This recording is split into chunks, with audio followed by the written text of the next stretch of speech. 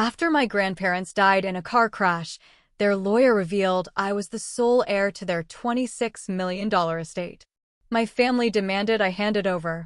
I refused. That night, they threw me out.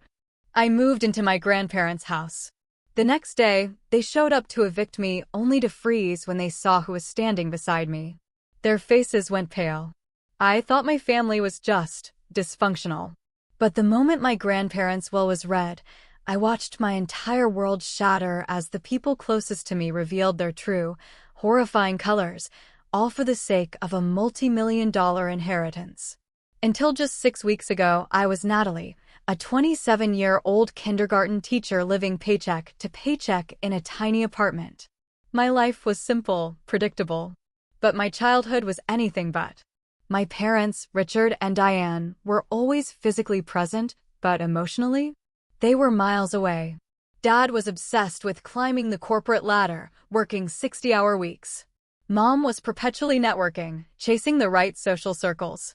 Family dinners were rare, and even then, their phones and social calendars always seemed more important than me. Warmth, guidance, those were in short supply. But from the age of 5, I found my true home with my grandparents, Elizabeth and Harold. Their modest 4-bedroom house, with its sprawling 3-acre garden, felt like a sanctuary. Grandpa Harold taught me how to grow tomatoes and zucchini, his hands rough with soil. Grandma Elizabeth showed me how to bake cookies from scratch and mend clothes, her fingers nimble and patient. They attended every single school play and soccer game my parents missed. Every single one. My grandparents built their fortune from absolutely nothing. They started a small logistics company in their garage back in the 70s with just one truck and a dream. By the time I was born, Alexander Logistics was a regional powerhouse with 200 trucks and 5 warehouses. Yet, you'd never know they were wealthy. Grandpa drove the same pickup for 20 years. Grandma clipped coupons. They always told me, Natalie, money is just a tool, not a measurement of your worth. Use it to build something meaningful, not to impress people who don't matter. This philosophy, this simple wisdom, was precisely what created the gaping chasm between them and my father. As their only son, Richard grew up expecting to inherit everything and live lavishly. He resented their frugality, calling them stingy, old-fashioned. What they saw as character building, he saw as deprivation. They paid for his college education, but insisted he work summer jobs. They helped him with a down payment on a modest starter home, not the luxury condo he demanded. The final, explosive break came when he demanded a senior position at their company, despite having zero relevant experience. My grandparents refused. You need to earn it, like everyone else, they told him. He stormed out, took a corporate job, and their relationship never recovered. For me, they took a different path. They paid for my education in full, debt-free, but they encouraged me to choose a career based on passion, not profit. When I decided to become a kindergarten teacher, earning barely above minimum wage, they were genuinely thrilled. We had standing Sunday dinners every week. I'd help them with their smartphones, showing them how to video chat. They'd teach me family recipes, tell stories of their youth. On holidays, I always stayed with them, not my parents, which caused endless friction with my mother, who saw it as a personal rejection. I was happy in my small, cozy 1-bedroom apartment, filled with secondhand furniture and plants. My salary was modest, but I found joy in simple pleasures. My grandparents respected my independent life, though they'd occasionally surprise me with practical gifts like winter tires or a high-quality blender. They understood me. Then, 6 weeks ago, everything changed. I was grading papers on a Tuesday evening when the call came. The police. My grandparents had been driving home from their favorite restaurant. A drunk driver ran a red light. Full speed. They died instantly.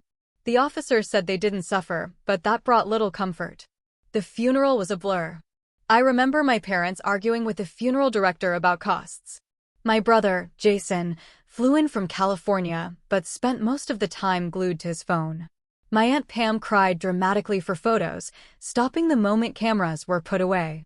Uncle Steve just hovered awkwardly in corners, a shadow. None of them had visited my grandparents in years, yet suddenly they were acting like the grieving family. I just felt numb. The two people who truly understood and supported me were gone. Their home, once warm and inviting, now stood painfully empty. I couldn't bring myself to go inside after the funeral. I just retreated to my apartment, took bereavement leave, and tried to process this new, desolate reality. 2 weeks later, Matthew Goldstein, my grandparents' attorney, called. He requested that I, along with my immediate family, come to his office for the reading of the will. I had no idea how that meeting would upend everything I thought I knew about my family. The morning of the will reading dawned gray and drizzly, perfectly matching my mood. I arrived at Goldstein Legal 15 minutes early, clutching the umbrella my grandmother had insisted I keep in my car. The office, in a converted Victorian house, felt warm, with wood paneling and leather chairs. Matthew, in his 60s with silver hair and kind eyes, greeted me. "I'm so sorry for your loss, Natalie," he said quietly. "Elizabeth and Harold were extraordinary people. I'll miss our chess games and her lemon bars." His genuine emotion made my eyes well up. "Thank you," I managed. "They spoke highly of you, too." Before we could continue, the glass door swung open, and my family arrived, a whirlwind of designer clothes and impatience. My father, Richard, entered first, checking his expensive watch. He looked like an older, harder version of my grandfather, but without the warmth. My mother, Diane, followed, her handbag probably costing more than my monthly rent. My 25-year-old brother, Jason, swaggered in, sunglasses indoors, his idea of business attire a wrinkled button-up shirt barely tucked into jeans. Behind them came Aunt Pam, my father's younger sister, already talking loudly on her phone about some perceived slight from her country club friends. Uncle Steve trailed behind, nodding politely to me, but quickly averting his eyes. He rarely spoke more than a few sentences at family gatherings. "Well, let's get this over with," my father announced, not even bothering with greetings. "Some of us have actual businesses to run." Matthew smiled thinly. "Of course, Richard. Please follow me to the conference room. We are all here now." The tension in the room was palpable as we settled around a large oak table. My father sat at one end, as if claiming authority. I chose a seat near Matthew, hoping for some buffer. The others arranged themselves in their usual alliances, my mother next to my father, Jason next to her, Aunt Pam and Uncle Steve across from them. "Before we begin," Matthew said, "I want to clarify that Elizabeth and Harold were of completely sound mind when they updated their will last year. They were thorough in their considerations and explicit in their wishes." My father snorted. "Just read it, Matt. We know how it goes. Dad built the business. I'm his son. Standard inheritance procedure." Matthew ignored him, opening a leather portfolio. He adjusted his glasses and began to read.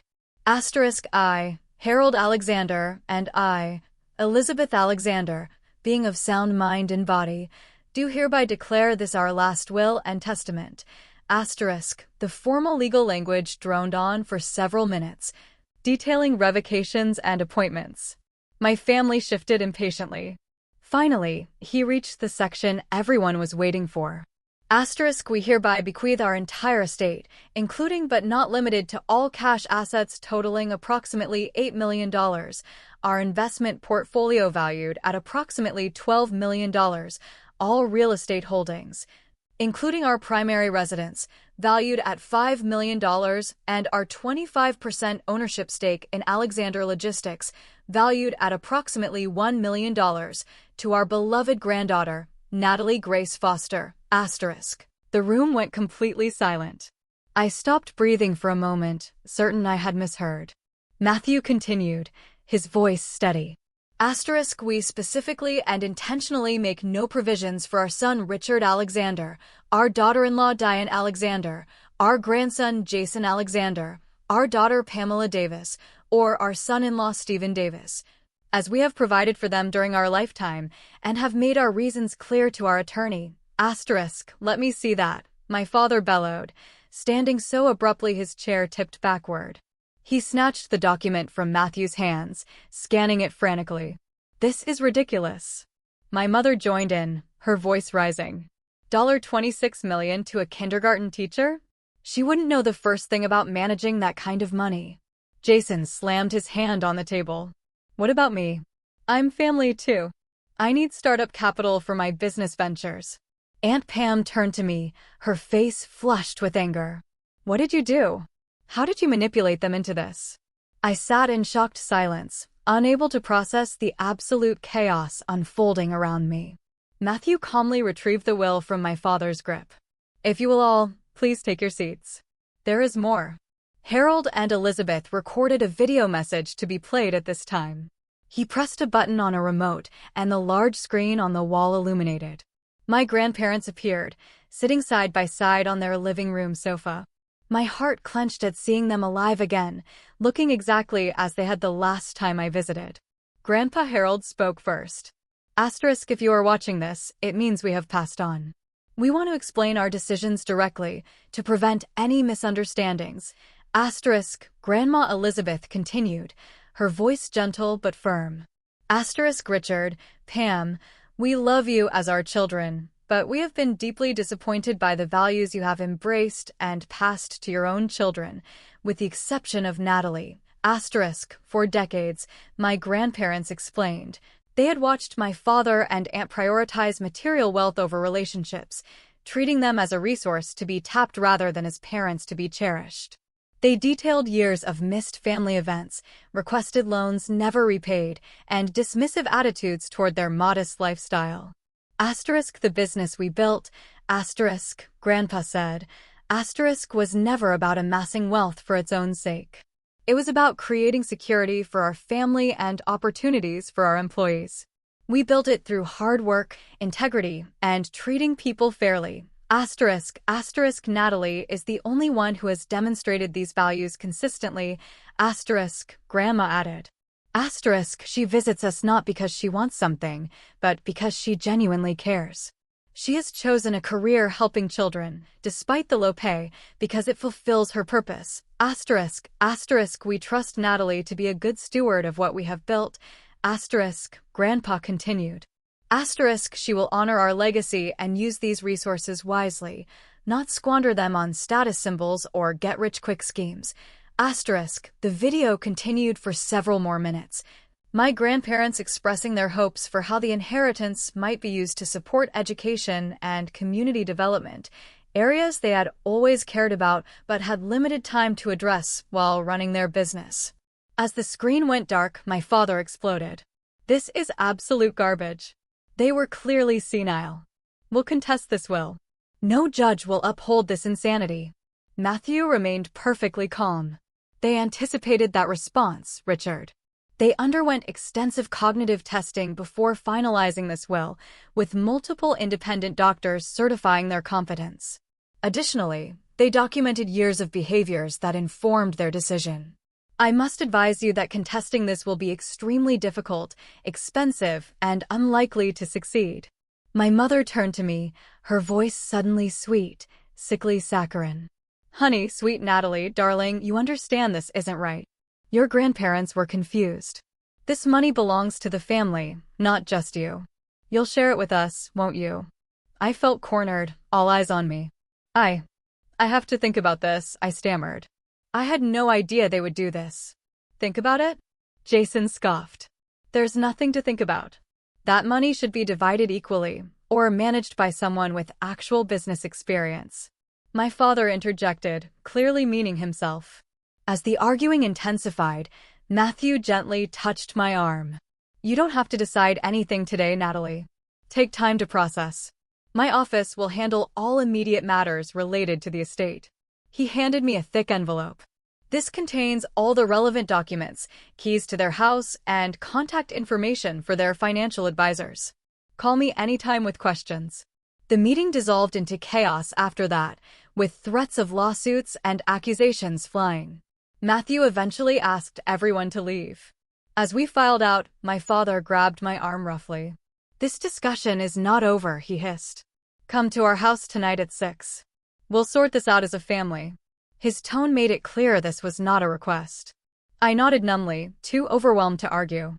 As they departed in their separate luxury vehicles, I sat in my 10-year-old sedan in the parking lot, clutching the envelope, wondering how an inheritance meant to be a blessing had so quickly become a curse. I spent the afternoon in a daze, driving aimlessly around town before stopping at a quiet park to gather my thoughts. The envelope from Matthew sat unopened on my passenger seat. Part of me wanted to peek inside, to understand exactly what my grandparents had entrusted to me. Another part was terrified of the responsibility it represented. At 5:45, I pulled into my parents' driveway, noting everyone else had already arrived.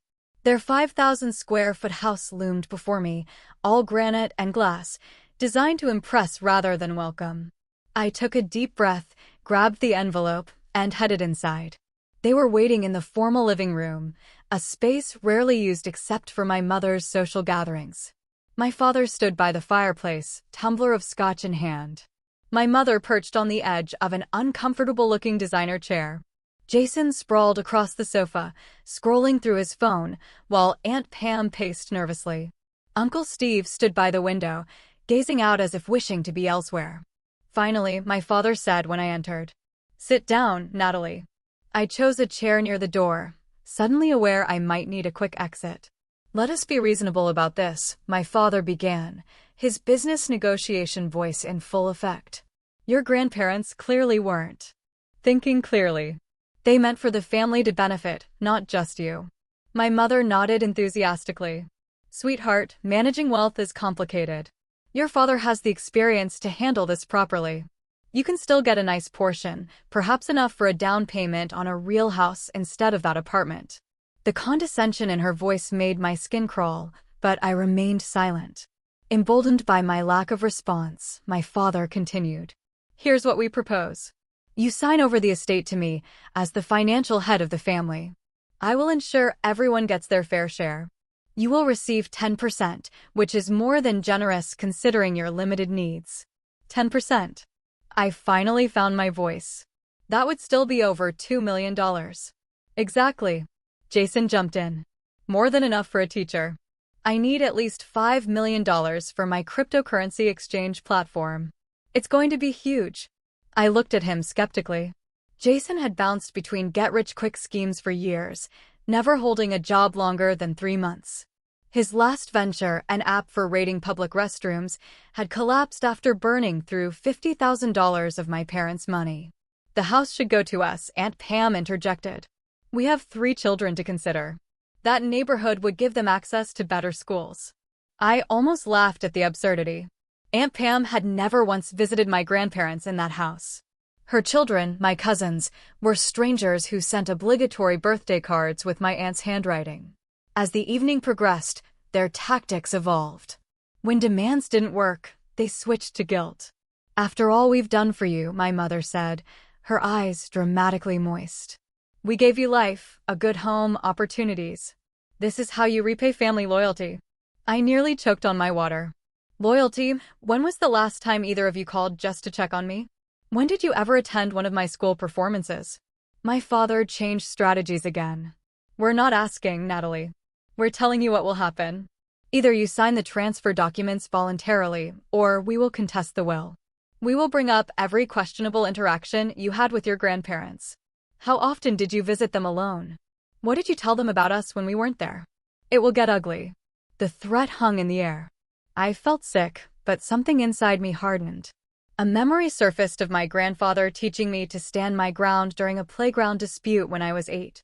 "No one can take your dignity unless you give it away, Natalie," he had said. "Know what is right and hold firm."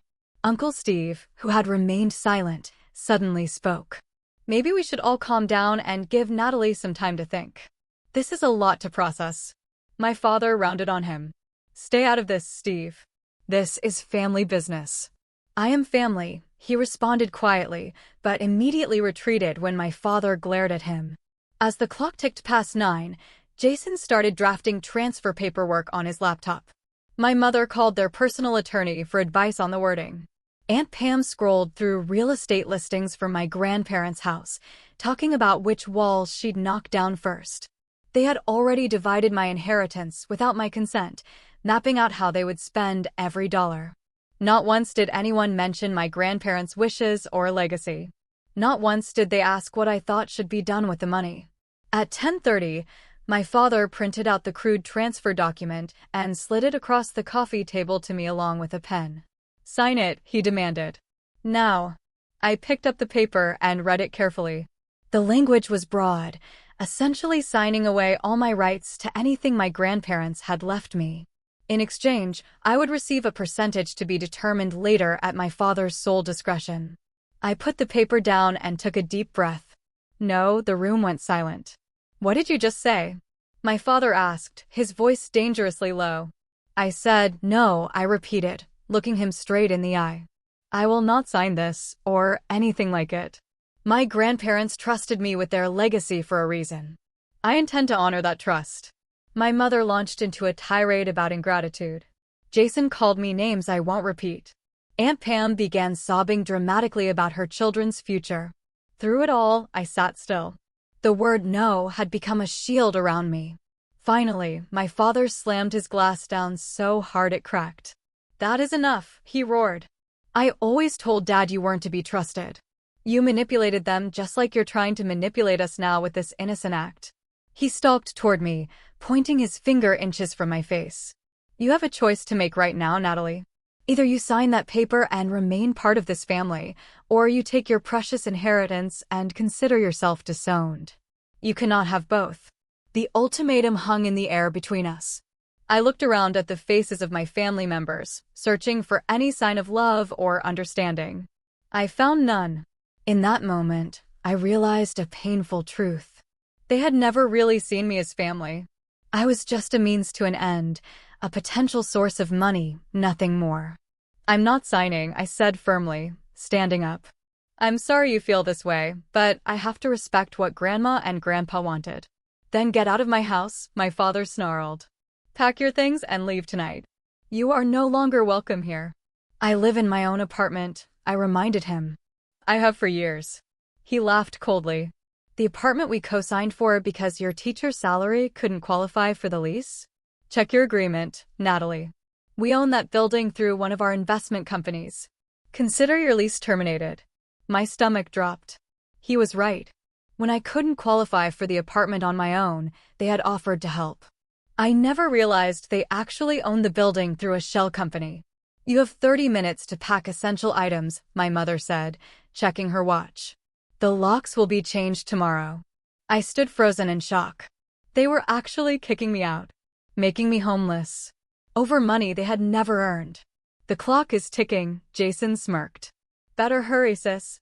Those $26 million won't keep you warm tonight. 30 minutes is not long to pack up your life." I moved on autopilot, grabbing clothes, toiletries, important documents, and a few sentimental items. My mind kept spinning with disbelief. How could they do this? How could money turn my family into complete strangers? My father stood in the doorway of my bedroom, arms crossed, watching me like a guard, ensuring a prisoner didn't steal anything. My mother stayed downstairs, already on the phone with a real estate agent about selling my grandparents' house, her voice carrying up the stairs. "You were never really part of this family anyway," my father said coldly as I stuffed clothes into a duffel bag.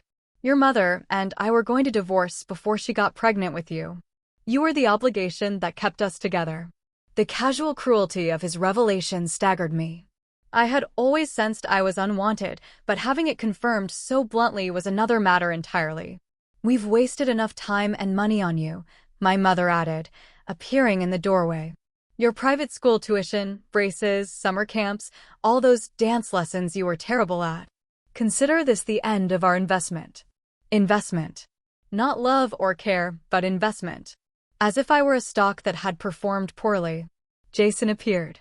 Next, leaning against the wall with a smug expression. "You'll regret this when you have nothing and no one," he said. "That money will run out faster than you think." "And then what?" "You'll come crawling back, and we'll remember how you chose cash over family." I zipped up my final bag, fighting back tears. I was determined not to cry in front of them. I would not give them the satisfaction. "Is that everything?" my father demanded. I looked around the room that had been mine since childhood, though I had only stayed here occasionally since college. The ballet trophies from elementary school, the framed diploma, the bookshelf filled with novels and textbooks, the photo albums. So much left behind. I can come back for the rest later, I said. My father laughed. There won't be a later. Whatever you leave tonight goes to charity or the trash. Your call. The finality of it hit me. They were erasing me from their lives completely. All because I wouldn't give them money they had done nothing to earn.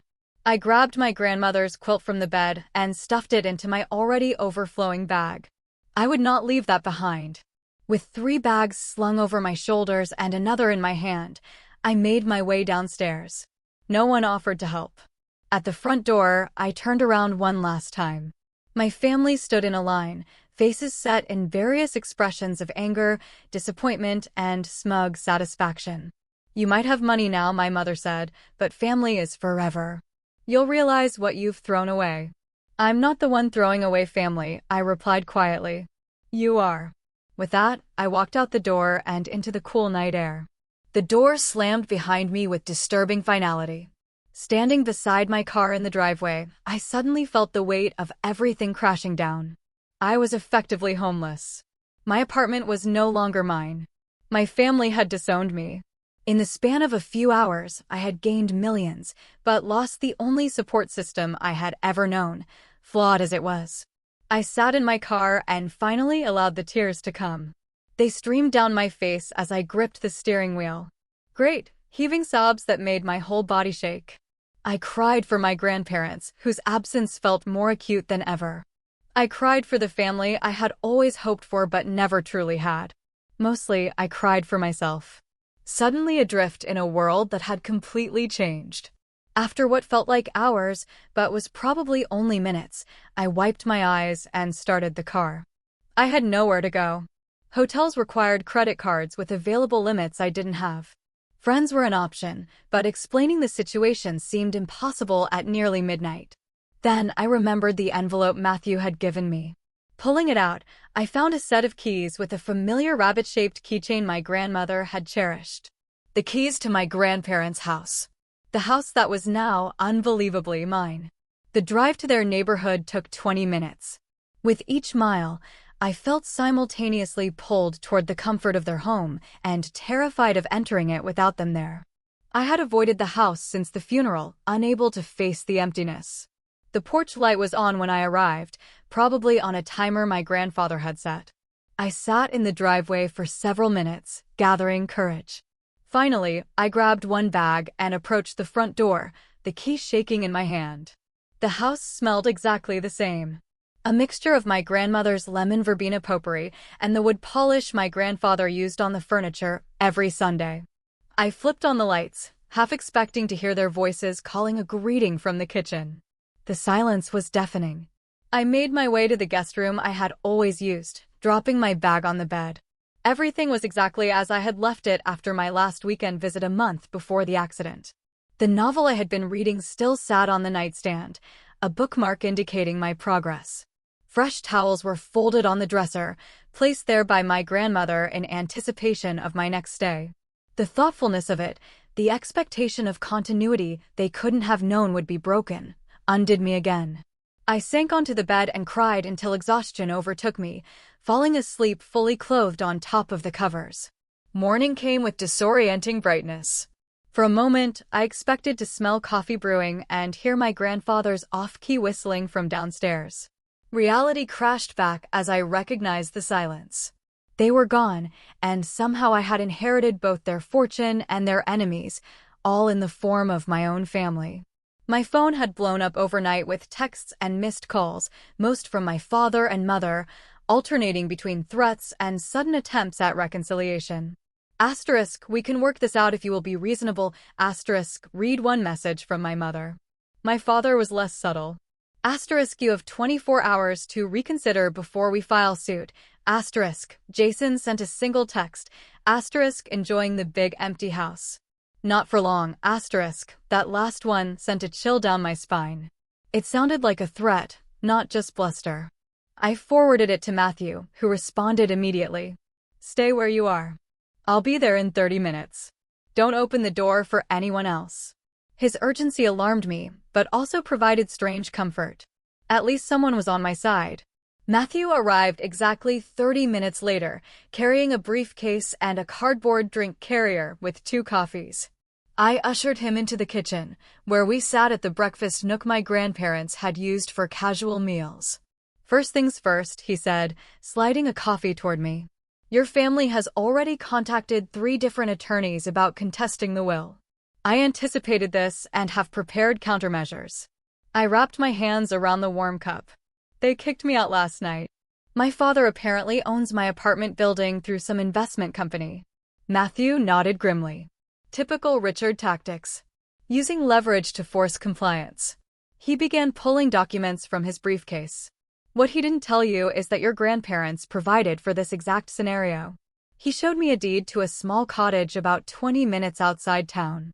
"Your grandmother bought this property 5 years ago as an investment, but kept it in a separate trust for you.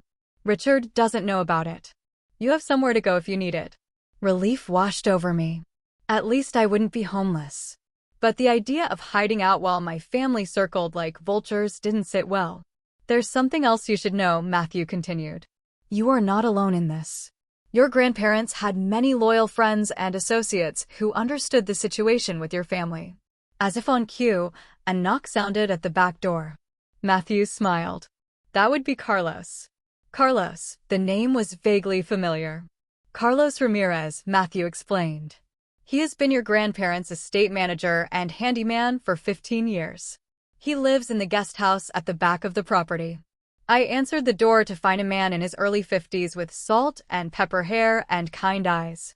He held his hat in his hands respectfully. "Miss Natalie," he said warmly. "I am very sorry about your grandparents. They were wonderful people. I saw your car this morning and wanted to check if you needed anything." The simple kindness nearly brought me to tears again. "Thank you, Carlos. I'm a bit overwhelmed, to be honest." Carlos nodded. "Mr. Harold and Mrs. Elizabeth worried about that. They asked me to look after you if anything happened to them. The house, the grounds, everything is maintained. I've been keeping watch." Matthew invited Carlos to join us at the table. Over the next hour, Carlos shared stories about my grandparents that I had never heard, painting a picture of 2 people who were respected and beloved by those who worked for them, not just their entitled family members. "Your father and brother," Carlos said carefully, "they came here after the funeral, when no one was around. They took things. Watches, jewelry, some electronics. I have it all on the security cameras." My stomach clenched. My father had installed an extensive security system for my grandparents years ago, supposedly for their protection. I had forgotten about the cameras. Carlos shook his head sadly. "They didn't know Mr. Harold had me update the system last year. He didn't trust the old one your father put in. Said it had too many blind spots." Matthew made a note. "That footage could be useful if they pursue legal action." "There's more," Carlos continued. "Mrs. Elizabeth kept detailed journals. She documented everything, especially family visits and interactions. They are in her study." I followed Carlos to my grandmother's small study off the main hallway. A built-in bookcase held dozens of leather-bound journals, each meticulously dated. Carlos pulled one from the shelf and handed it to me. "This one mentions when your father asked for money last year," he said, "for some investment opportunity." I opened the journal, immediately recognizing my grandmother's elegant handwriting. May 15th. Richard visited today. First time in 7 months. Did not ask about our health or lives. Immediately launched into pitch about cryptocurrency investment requiring $250,000. When Harold refused, Richard became hostile, accused us of preferring Natalie. Said we were naive to trust her when she only visits to secure her inheritance. Could not be more wrong. Natalie has never asked for money. Has no idea of our net worth. Brings food every Sunday and stays to eat with us. Richard left without finishing his coffee. Harold very upset afterward. I read entry after entry, each one documenting years of similar interactions. My father demanding money. My brother pitching absurd business ideas. My mother making thinly veiled comments about their modest lifestyle being embarrassing to her social standing. In contrast, my visits were described with genuine warmth. My grandmother noted small gifts I had brought, conversations we had shared, help I had offered around the house. She saw me in a way my parents never had. As I read, the doorbell rang. Carlos went to answer it, returning with an older woman in a practical dress and cardigan. Dorothy Reynolds, he introduced her. Your grandparents' housekeeper for 20 years. Dorothy hugged me tightly. You look just like Elizabeth when she was young, she said. She was so proud of you. Over the next several hours, more people arrived. Rosa Martinez, my grandparents' business partner, who knew every detail of Alexander Logistics and offered to guide me through understanding the company. George Patel, their investment advisor, who brought comprehensive portfolios showing exactly how my inheritance was structured. Sarah Johnson, their neighbor for 30 years, who brought a homemade casserole and stories about neighborhood gatherings I had attended as a child. Each person who arrived brought not only information, but genuine affection. They had all loved my grandparents and, by extension, cared about me and my well-being. While going through my grandmother's desk, Dorothy found a hidden compartment containing letters from my father spanning decades. Each one requested money, some with thinly veiled threats about cutting off access to me if they refused. She also kept this, Dorothy said, handing me a USB drive, security footage from after the funeral. Your mother was going through Elizabeth's jewelry before the reception even ended. She took several valuable pieces, claiming Elizabeth would have wanted her to have them. My grandparents, it seemed, had been documenting my family's behavior for years. Perhaps knowing this day would come, they had created not just a financial safety net for me, but a network of support and evidence that would protect their wishes. Around 4 o'clock in the afternoon, as Matthew was guiding me through the complex financial documents, my phone pinged with a text from Jason. Asterisk, hope you're enjoying Grandma and Grandpa's house while you can. Dad, Mom, Aunt Pam, Uncle Steve, and I are coming over tomorrow morning at 10 o'clock to collect what rightfully belongs to us. Better not try to stop us or things will get ugly. Asterisk, I showed the message to Matthew, whose expression darkened. Threats and potential breaking and entering, he muttered. I think it's time to activate the final part of your grandparents' plan. He made several phone calls in quick succession, speaking cryptically about meetings and evidence. When he finished, he turned to me with a determined expression. Your grandparents anticipated this exact scenario, Natalie. They knew Richard and the others wouldn't accept their decision. They prepared for it. Tomorrow morning, we will be ready for them. But tonight, I suggest you review these materials so you understand exactly what you are fighting for. He gestured to the pile of journals, financial documents, and legal papers spread across the dining room table. Your grandparents built more than just wealth. They built relationships based on trust and respect. That is their true legacy to you. As everyone except Carlos left for the evening, promising to return the next morning, I felt a strange calm settling over me. I was not alone in this fight. My grandparents had ensured that.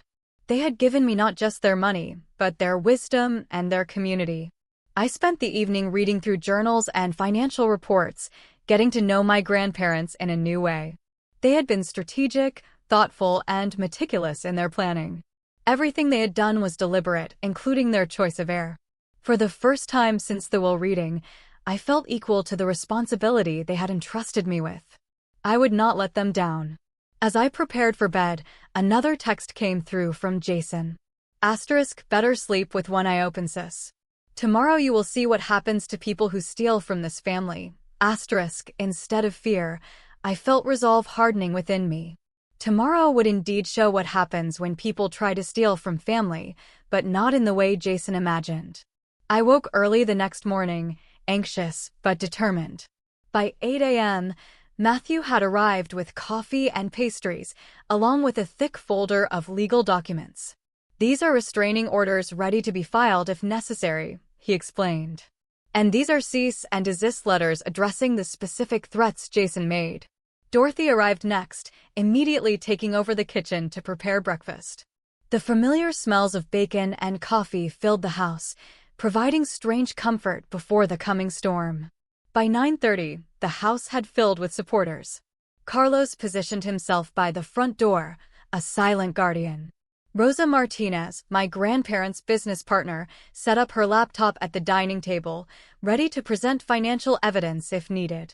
Dorothy bustled around, ensuring everyone had coffee and food, her presence alone a connection to my grandparents' hospitality. At 9:45, cars began pulling into the long driveway.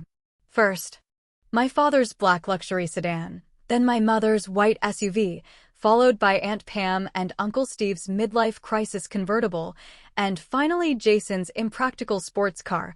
He could only afford it because my parents paid his rent. "They're early," Matthew observed, trying to catch us off guard. As the doorbell rang aggressively, followed by pounding, Matthew nodded to Carlos, who opened the door. My father stood on the threshold, momentarily surprised to see someone other than me answering. Behind him, the rest of my family clustered together, expressions ranging from angry to smug. "Where is Natalie?" my father demanded. "This is family business." Carlos remained immovable. "Miss Natalie is expecting you. Please come in." My family filed into the foyer, stopping short when they saw the gathering in the living room.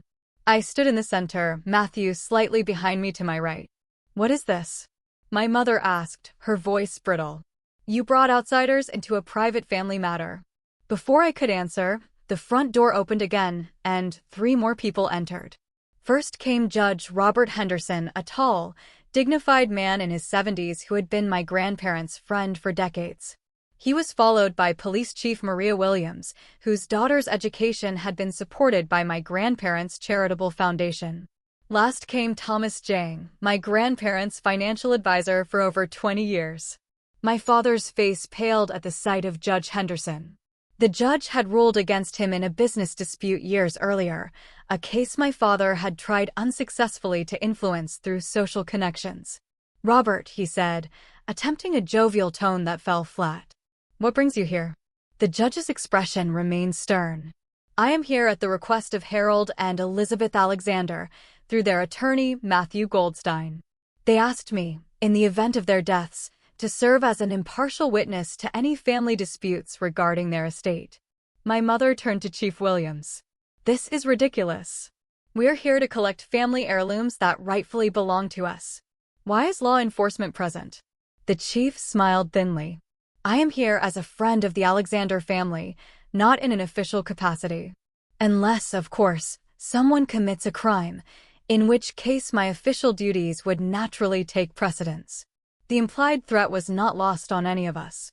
As if on cue, the back door opened, and 6 more people entered, forming a semicircle behind me.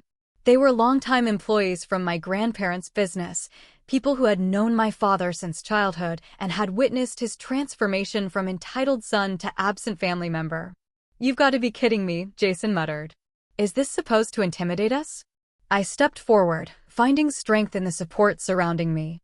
"I know why you're here. You believe you're entitled to my grandparents' estate, despite their explicit wishes. You think you can bully or threaten me into giving you what you want." My father's face hardened. "Those old fools were manipulated. We are simply here to correct that injustice." From behind me, Thomas Jang spoke up. "Actually, Richard, I have documentation of every attempt you made to access your parents' assets over the last 20 years. He opened a folder. "This includes the unauthorized transfer attempt from their retirement account in 2016, the forged check incident in 2018, and your attempt to have Elizabeth declared incompetent last year after she refused to fund Jason's failed cryptocurrency venture." My father's face reddened. "But that is taken out of context." Rosa Martinez stepped forward, tablet in hand. "I also have records of the company loan you never repaid, Richard. $200,000 borrowed in 2012 for your vacation home in Aspen. Your parents never pursued repayment, though they certainly could have." One by one, my grandparents' friends and associates presented evidence of my family's attempts to extract money over the years, contrasted with their minimal involvement in my grandparents' actual lives. Aunt Pam, who had been quietly fuming, suddenly turned to me. "You ungrateful little snake. You turned our parents against us, poisoned them with lies." Judge Henderson cleared his throat. "Actually, Mrs. Davis, I reviewed the video journals Elizabeth kept. There was no external influence. Your parents were quite clear about their reasoning." "This is all very theatrical," my mother said dismissively. "But it changes nothing. We will contest the will. We will win. Matthew stepped forward. I have prepared documentation for you all. It includes evidence that would become public record if you contest the will. He handed each family member a thick envelope. This includes banking records, text messages, emails, and video evidence of your interactions with Harold and Elizabeth over the past decade. I encourage you to review it before making decisions about legal action. Uncle Steve, who had remained silent until now, opened his envelope and began reading. His face grew increasingly pale. After a moment, he touched Aunt Pam's arm. "We should go," he said quietly. "This is not a fight we can win." She shrugged him off angrily. "My father is not giving up so easily." My father, however, had gone very still after scanning the contents of his envelope. There were records of business dealings he had clearly hoped would remain private, along with transcripts of cruel comments he had made about his parents when he thought no one was listening. Chief Williams stepped forward. "I should also mention that the property is under 24-hour security surveillance. Any attempt to remove items without permission would constitute theft." Carlos nodded. "The new system records everything inside and out, all backed up to secure cloud storage." As my family absorbed the implications, I walked to the sideboard and picked up a stack of documents Matthew had prepared. "These are cease and desist orders regarding the threats you have made," I said, passing them to Jason. "These," I continued, handing papers to my father, "are notices that I am aware of the items taken from this house after the funeral and expect their immediate return." My mother began to protest, but I cut her off. "And these," I said, giving her the final document, "are the terms under which I am willing to maintain any relationship with you all going forward.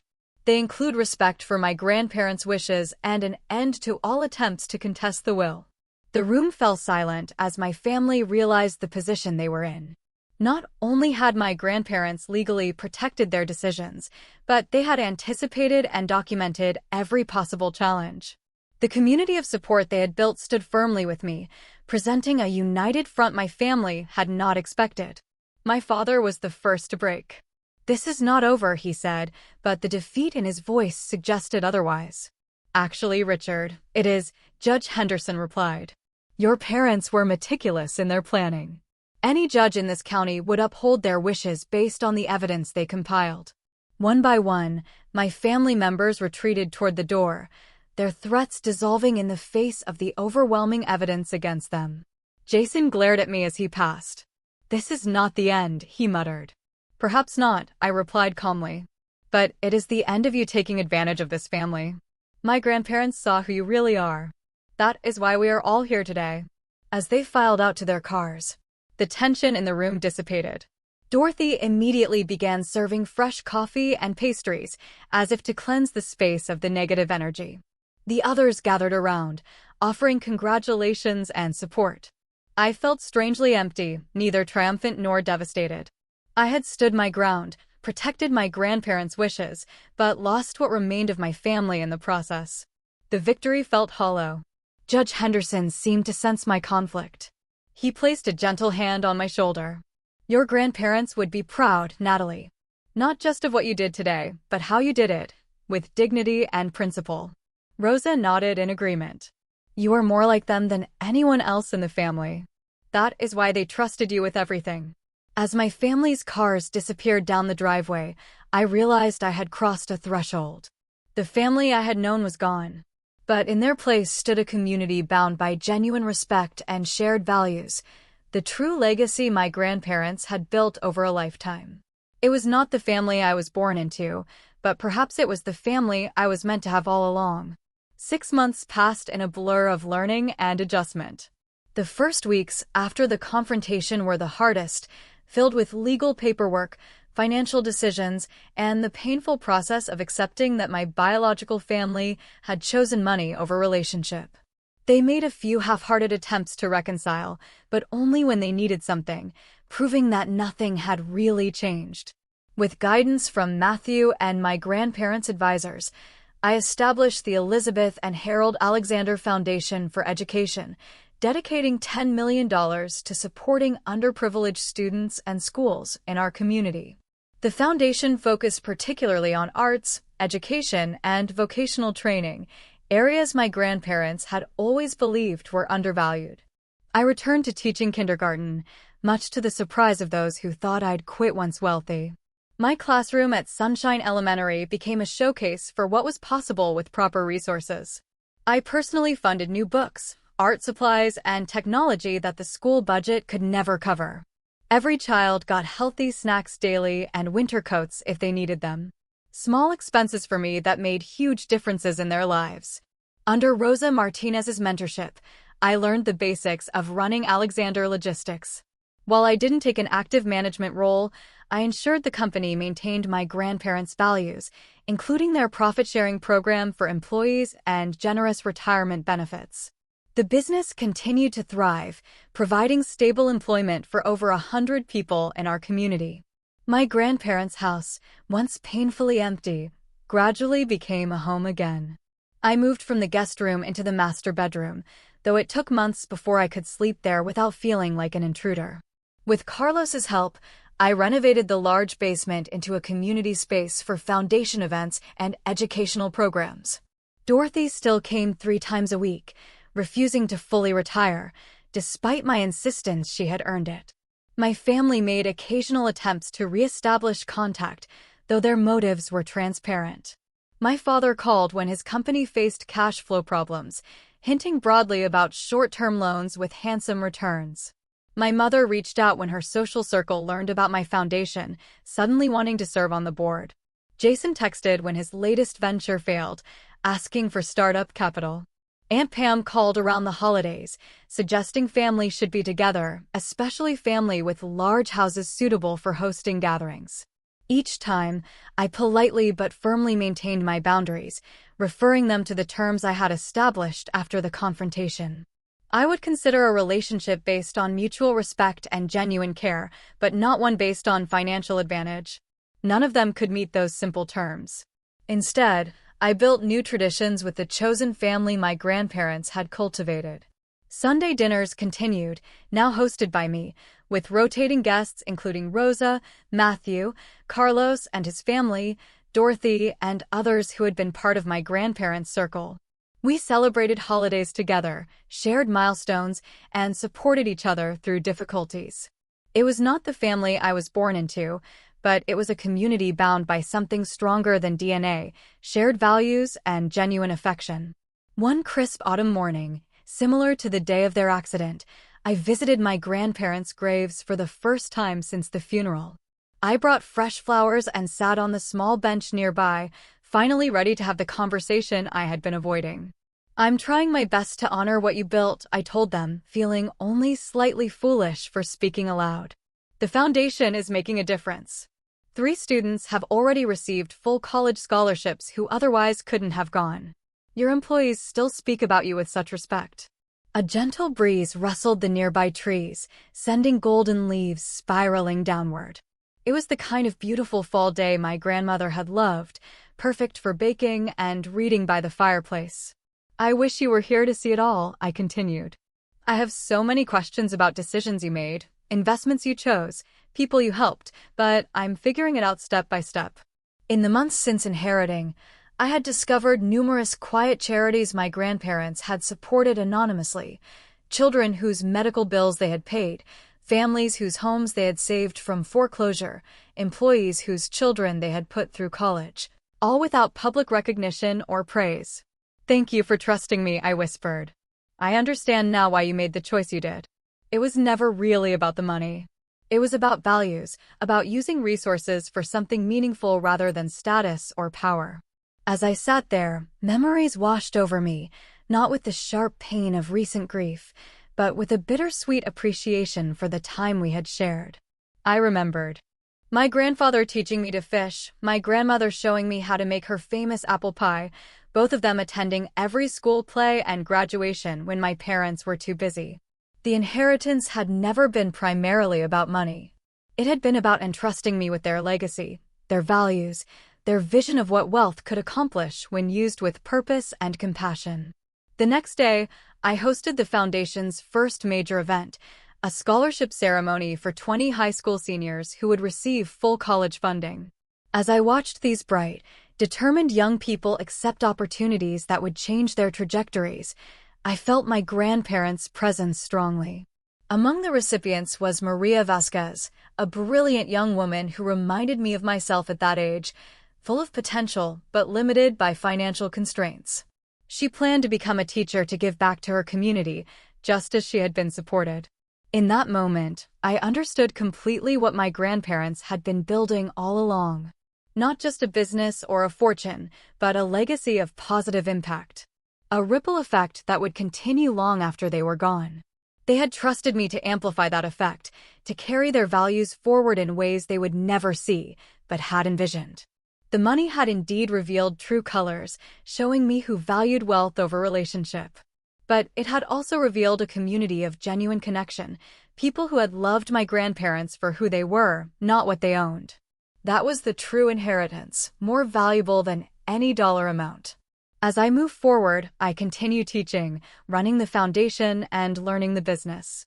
The wealth allows me to amplify good work, but it does not define me. I still live relatively simply, drive a practical car, and spend weekends volunteering rather than shopping. My grandparents would approve, I think. They always said money was a tool, not a goal. I finally understand what they meant.